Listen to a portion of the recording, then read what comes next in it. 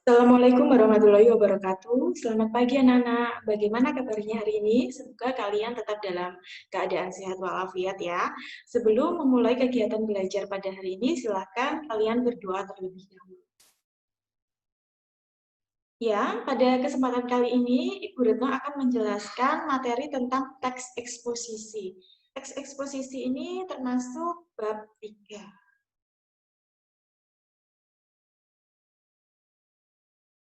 Silahkan kalian membuka buku paket bahasa Indonesia kalian ya, buku paket bahasa Indonesia yang warna hijau. Kemudian silahkan dibuka halaman 60, silahkan dibaca, di situ ada contoh teks eksposisi.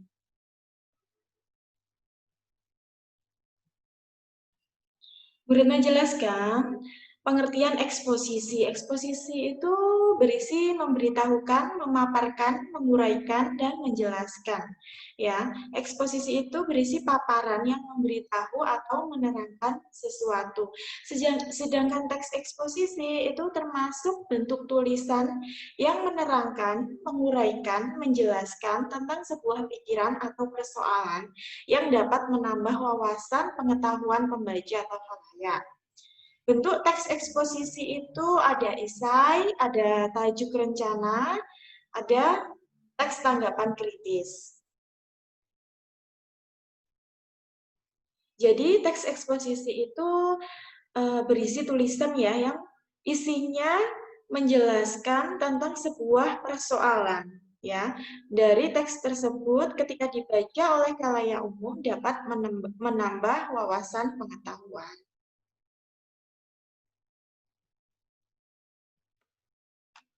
Selanjutnya, ciri-ciri teks eksposisi. Teks eksposisi itu memiliki 3 ciri. Yang pertama, objektif, yang kedua, informatif, dan yang ketiga, fakta. Jadi, dalam teks eksposisi itu, ciri yang pertama, objektif. Maksudnya di sini, penulis tidak berusaha membangkitkan emosi pembaca. Ya, tidak ada unsur subjektif dan emosional. Kalau kalian ingat pada pelajaran sebelum teks eksposisi ini ada pelajaran tentang teks iklan, slogan dan poster. Di situ membangkitkan emosi pembaca ya, menarik perhatian pembaca. Nah, tetapi dalam teks eksposisi itu tidak membangkitkan emosi pembaca, tidak ada unsur subjektif dan tidak mengandung unsur emosional. Yang kedua, informatif ya. Dalam teks eksposisi, uraian objek itu jelas. Penulis ingin memberikan informasi pengetahuan sejelas-jelasnya dan menambah pengetahuan pembaca.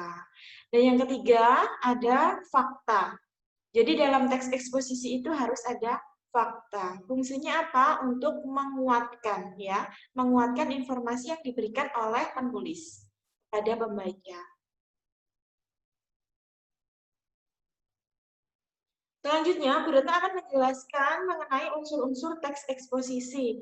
Unsur-unsur teks eksposisi itu ada 2. Jadi dalam teks eksposisi itu terdapat gagasan atau ide atau pendapat. Dan yang kedua terdapat fakta.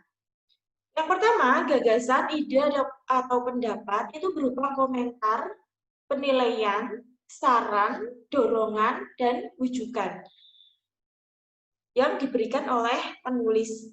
Dan yang kedua, itu mengandung unsur fakta. Ya, fakta itu peristiwa nyata, sesuatu yang benar-benar ada dan terjadi.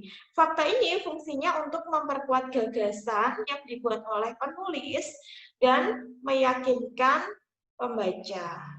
Nah, itu tadi ya, ciri-ciri teks eksposisi itu ada 3, objektif, informatif, dan fakta. Objektif dalam teks persuasi itu tidak ada unsur subjektif ya dan tidak ada emosional. Jadi penulis tidak berusaha membangkitkan emosi pembaca. Ciri yang kedua, informatif. Uraian dalam teks eksposisi itu jelas.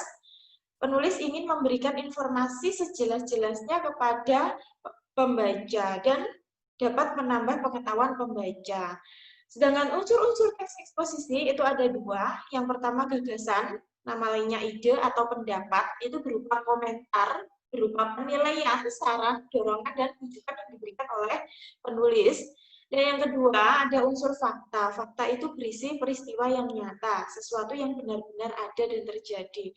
Fakta di sini fungsinya untuk memperkuat gagasan dan meyakinkan pembaca.